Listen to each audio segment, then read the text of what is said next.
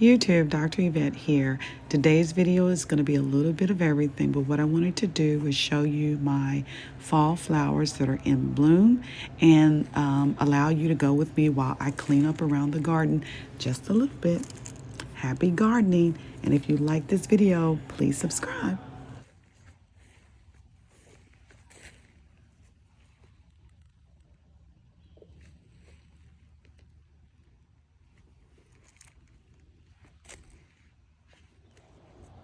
I'm certain you remember when I cut down this rose bush because it was diseased, black spot, white mildew everywhere.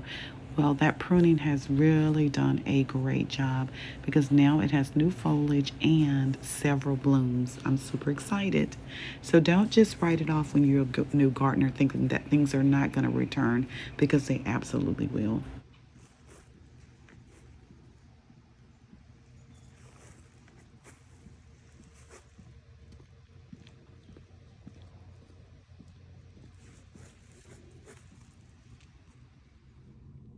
Here's a look at my new Coco Loco heirloom rose. It has a bloom on it. So if you know anything about heirloom roses, they come bare bone, but if you water them, fertilize them, you should get some foliage within the first few weeks of them being unboxed and cared for.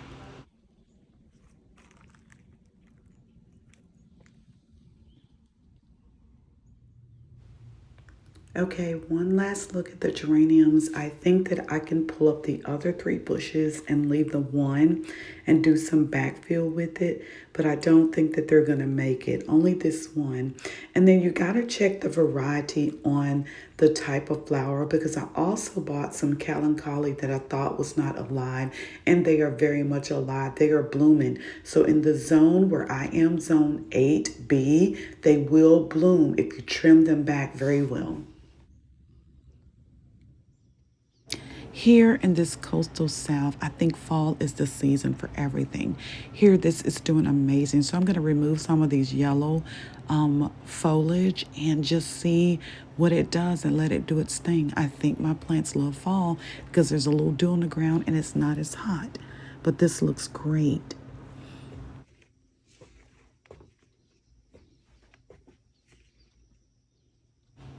Okay, here I've cleaned it up and I'm getting in on a few close-ups so you can see that there is plenty more blooming that this plant wants to do, and that makes me very happy. But it looks really, really good after I've removed the yellow foliage.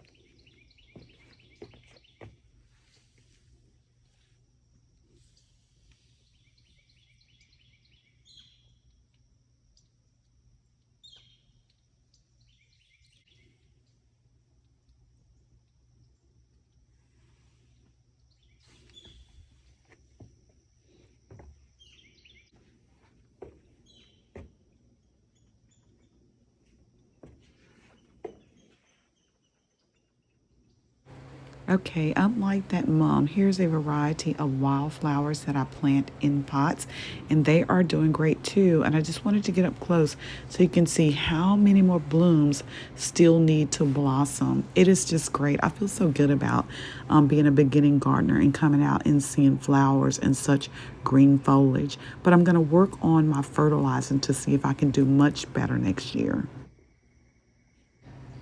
This yellow mum has done really, really great since I purchased it and planted it up in this vase, terracotta pot that my daughter got me. But I'm going to give this a good trim and see what happens. But I noticed that there are blooms underneath this set of blooms already. So if you trim it back and you look really, really close, you'll see where it wants to continue to bloom. So I'm going to cut it back and then just see if it gives me another beautiful display. I just love this yellow.